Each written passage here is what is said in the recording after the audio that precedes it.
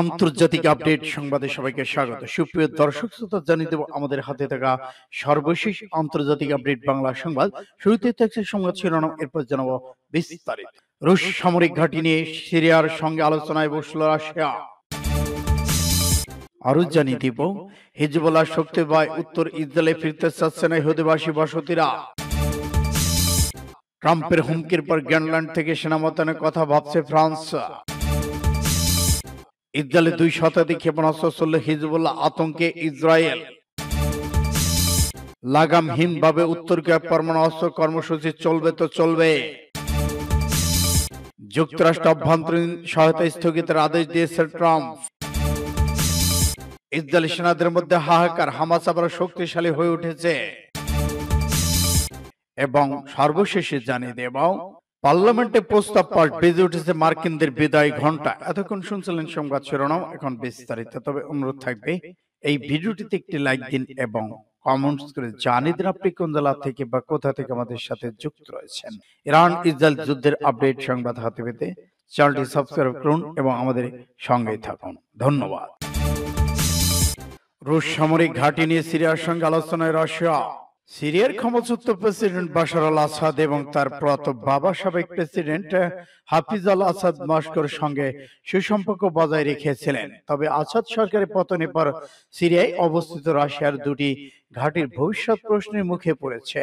রাশিয়ার উপপররাষ্ট্রমন্ত্রী Mikhail বাগদানেভ Syria কর্মকর্তাদের সঙ্গে বৈঠকের পর জানিয়েছে, সিরিয়ার রাশিয়ার সামরিক ঘাঁটিগুলো নিয়ে আরো আলোচনা করবে রাশিয়া। এবং তার সংবাদ সংস্থার বরাদ্দে জানানো হয়েছে, বাগদানোভ বলেছেন এই বিষয়ে অতিরিক্ত আলোচনার প্রয়োজন। তিনি আরো জানান, রাশিয়া সিরিয়ার মধ্যে সামরিক সহযোগিতা আরো গভীর করার জন্য আলোচনা চলবে এবং সামরিক পরিস্থিতির বিষয়ে সিদ্ধান্ত নেওয়া হবে। এদিকে বাগদাদে রাশিয়ার প্রতিনিধি দলের নেতৃত্বে দামেস্কে সফরে গিয়েছিলেন, যা মস্কোচ্যুত প্রেসিডেন্ট বাশার আল আসাদের পতনের পর প্রথম উচ্চ পর্যায়ের কূটনৈতিক সংলাপ। সিরিয়া সরকারের সঙ্গে রাশিয়ার দীর্ঘমেয়াদী সম্পর্ক এবং দেশটির অভ্যন্তরীণ সংকটের মধ্যে রাশিয়ার সামরিক উপস্থিতি আরো গুরুত্বপূর্ণ হয়ে ওঠে। রাশিয়ার সামরিক ঘাঁটিগুলো সিরিয়ার তার ভূখণ্ড রাজনৈতিক অবস্থায় শক্তিশালী করার জন্য গুরুত্বপূর্ণ, বিশেষত পশ্চিম এশিয়া মধ্যপ্রাচ্যের প্রভাব বিস্তার করতে। সিরিয়ার রাশিয়ার উপস্থিতি একটি গুরুত্বপূর্ণ কৌশলগত সুবিধা, তবে মিত্র আসাদের পতন পর থেকে প্রতিযোগীরা পিছিয়ে পড়েছে। এদিকে সিরিয়া রাশিয়ার মধ্যে এই আলোচনা শুধু সামরিক সহযোগিতা নিয়ে নয়, বরং অর্থনৈতিক সম্পর্ক পুনর্নির্মাণ সহযোগিতার বিষয়েও আলোচনা হয়। সূত্র প্লাস টুডে। হিজবুল্লাহ শক্তির ভয় উত্তরে ইসরায়েলে ফিরতেছে না ইহুদিবাসী ইসরায়েল। লেবাননে ইসলামী প্রতিরোধ আন্দোলন হিজবুল্লাহ সামরিক শক্তির ভয় ইসরায়েলের উত্তর অঞ্চলে ইহুদি বসতি স্থাপনকারীরা সেখানে ফিরে আসতে অস্বীকৃতি জানাচ্ছে। তারা আশঙ্কা করছে, হিজবুল্লাহর সাথে ইসরায়েলের নতুন করে সংঘর্ষ শুরু হলে আবার তারা বিপদের মুখে পড়বে। হিজবুল্লাহ সফর সামরিক অভিযানের কারণ বসতি স্থাপনকারীদের মধ্যে অনিশ্চয়তা বেড়ে যায়। বিষয়টি গতকাল ইসরায়েল গণমাধ্যম তুলে ধরেছেন। ইহুদিবাদী ইসরায়েলের আগ্রাসন শুরুতেই হিজবুল্লাহ যোদ্ধারা ক্ষেপণাস্ত্র, রকেট ও ড্রোন হামলা চালিয়ে প্রতিরোধ গড়ে তোলে। এতে ইসরায়েলের উত্তর অঞ্চলে অনেক বসতিতে ব্যাপক ক্ষয়ক্ষতি হয়েছে, ফলে লাখ লাখ ইসরায়েল ঘরবাড়ি ছেড়ে চলে যায়। এখন বসতি স্থাপনকারী ফিরে আসা নিশ্চিত করতে দখলদার সরকার জোর প্রচেষ্টা চালাতে হচ্ছে। তবে চলে যাওয়া ইসরায়েলিরা বলছে, হিজবুল্লাহ ক্রমবর্ধমান শক্তি দেখে তারা ভীত। উচ্চ গ্যালিলিও অভিহিত বসতি থেকে উষ্ণতা হওয়া একজন বসতি স্থাপনকারী, আমি খুব চিন্তিত। সূত্র পাস টুডে এসআইবি জিএআর। হিজবুল্লাহ শক্তির ভয় উত্তরে ইসরায়েলে ফিরতেছে না ইহুদিবাসী ইসরায়েল। লেবাননে ইসলামী প্রতিরোধ আন্দোলন হিজবুল্লাহ সামরিক শক্তির ভয় ইসরায়েলের উত্তর অঞ্চলে ইহুদি বসতি স্থাপনকারীরা সেখানে ফিরে আসতে অস্বীকৃতি জানাচ্ছে। তারা আশঙ্কা করছে, হিজবুল্লাহর সাথে ইসরায়েলের নতুন করে সংঘর্ষ শুরু হলে আবার তারা বিপদের মুখে পড়বে। হিজবুল্লাহ সফর সামরিক অভিযানের কারণ বসতি স্থাপনকারীদের মধ্যে অনিশ্চয়তা বেড়ে যায়। বিষয়টি গতকাল ইসরায়েল গণমাধ্যম তুলে ধরেছেন। ইহুদিবাদী ইসরায়েলের আগ্রাসন শুরুতেই হিজবুল্লাহ যোদ্ধারা ক্ষেপণাস্ত্র, রকেট ও ড্রোন হামলা চালিয়ে প্রতিরোধ গড়ে তোলে। এতে ইসরায়েলের উত্তর অঞ্চলে অনেক বসতিতে ব্যাপক ক্ষয়ক্ষতি হয়েছে, ফলে লাখ লাখ ইসরায়েল ঘরবাড়ি ছেড়ে চলে যায়। এখন বসতি স্থাপনকারী ফিরে আসা নিশ্চিত করতে দখলদার সরকার জোর প্রচেষ্টা চালাতে হচ্ছে। তবে চলে যাওয়া ইসরায়েলিরা বলছে, হিজবুল্লাহ ক্রমবর্ধমান শক্তি দেখে তারা ভীত। উচ্চ গ্যালিলিও অভিহিত বসতি থেকে উষ্ণতা হওয়া একজন বসতি স্থাপনকারী, আমি খুব চিন্তিত। সূত্র পাস টুডে এসআইবি জিএআর। ইসরায়েলের 2 শতাধিক ক্ষেপণাস্ত্র ছুড়ল হিজবুল্লাহ, বহু হতাহত। দখলদার ইসরায়েলের বিভিন্ন অবস্থানকে লক্ষ্য করে আবার 2 শতাধিক ক্ষেপণাস্ত্র ছুড়েছে লেবানন প্রতিরোধ যোদ্ধা হিজবুল্লাহ। এইসব ক্ষেপণাস্ত্রের আঘাতে বেশ কয়েক ডজন দখলদার সেনা হতাহত হয়েছে বলে বিভিন্ন সূত্র জানালে ইসরায়েলি গণমাধ্যম তা অস্বীকার করেছে। লেবানন রাজধানী বৈরুত দেশটির দক্ষিণ অঞ্চলে বেসামরিক নাগরিকদের লক্ষ্য করে একটানা 2 সপ্তাহের বেশি সময় ধরে সন্ত্রাসী হামলা অব্যাহত রেখেছে দখলদার ইসরায়েল। এর জবাবে বৃহস্পতিবার পাল্টা হামলা চালিয়েছে হিজবুল্লাহ।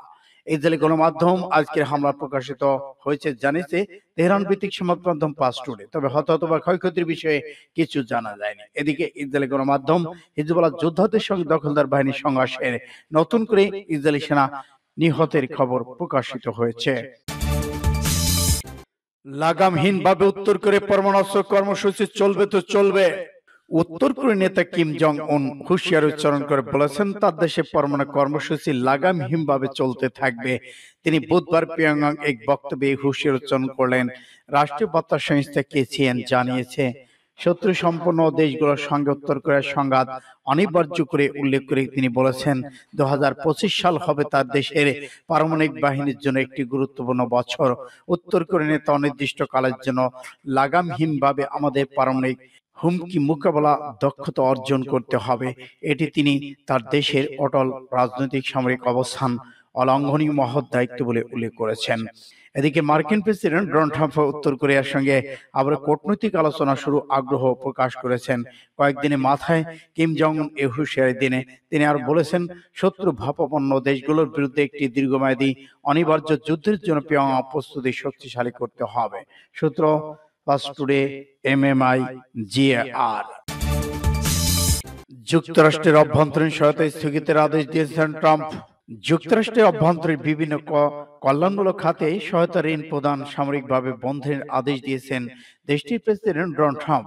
সোমবার এক বিবৃতিতে হোয়াইট হাউসের office of management and budget বিভাগের পরিচালক ম্যাথু হাইসে তথ্য জানিয়েছে।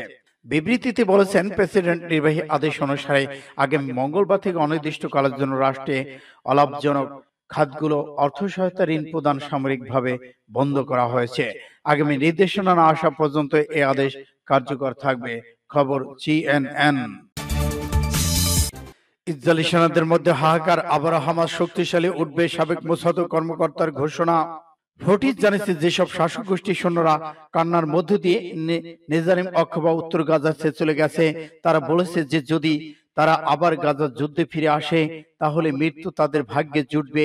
ইসরায়েলি চ্যানেল 40 এ উদ্ধৃতি দিয়ে বাই আল আইউজ সংবাদ সংস্থা আরো জানিয়েছে ইসরায়েলি সৈন্যরা টেনজারিম অক্ষ ত্যাগ করেছে। সেখানে গাজা শহর উত্তর অংশকে মধ্য দিয়ে দক্ষিণ অঞ্চল থেকে আলাদা করার জন্য তারা সেখানে মোতায়েন ছিল। পাস টুডে মতে চোখের জল ফেলতে ফেলতে ইসরায়েলি সেনারা বিদায় নিয়েছে। 1 বছরের বেশি সময় ধরে তাদের শ্রম বৃথা গেছে। এদিকে ফিলিস্তিনি শরণার্থীদের উত্তর গাজা উপত্যকায় ফিরে যাওয়ার অনুমতি দেবে ইহুদি ইসরায়েল 6 জন ইসরায়েল বন্দীকে মুক্তি দেওয়ার জন্য হামাস আন্দোলনের সাথে ইসরায়েলি সরকার একটি চুক্তিতে পৌঁছানোর পরে সোমবার ভোরে নেট জারিম অক্ষ থেকে ইসরায়েলি সেনাবাহিনী প্রত্যাহার করে নেওয়া হয়েছে। সোমবার সন্ধ্যায় ইসলামী জিহাদ আন্দোলনে আল কুদস ব্রিগেড সামরিক শাখা একটি ভিডিও প্রকাশ করে সেখানে 29 বছর বন্দী ইহুদিবাদী ইরবিল এবং পারিবারিক একটি বার্তা পাঠিয়েছে যা ইঙ্গিত দিয়েছে বলে জানা গেছে। মার্কিন সেনা বিদায় করতে ইরাকের পার্লামেন্টে প্রস্তাব পাশ। মার্কিন সৈন্যসহ সব বিদেশি সৈন্যকে ইরাক থেকে বিদায় করতে এক প্রস্তাব দেশটির পার্লামেন্টে পাশ হয়েছে। ইরানি জেনারেল কাসেম সোলাইমানি হত্যাকাণ্ডে কয়েকদিন পরপরই ইরাকে পার্লামেন্টে প্রস্তাব তোলা হয়েছে যেটি বাস্তবায়িত হয়েছে। বিবিসির এক প্রতিবেদনে বলা হয়েছে কোনো কারণেই যাতে বৈদেশিক সৈন্যরা ইরাকে স্থল জল আকাশ সীমায় ব্যবহার করতে না পারে সেভাবে একটি নিষেধাজ্ঞা আরোপের আহ্বান জানায় ওই প্রস্তাবে। এদিকে ইরাকের যুক্তরাষ্ট্র নেতৃত্বের দিন কোয়ালিশন বাহিনী গঠন ঘোষণা করেছেন মার্কিন, ব্রিটিশ এবং অন্যান্য দেশের সৈন্যদের নিরাপত্তার সাথে তারা ইরাক আইএস এর বিরুদ্ধে সামরিক তৎপরতা বন্ধ করে দিচ্ছে। ইরাকে বর্তমান যুক্তরাষ্ট্রে প্রায় 5000 সৈন্য রয়েছে। কাগজে কলমে তারা মূলত উপদেষ্টা হিসেবে কাজ করছে।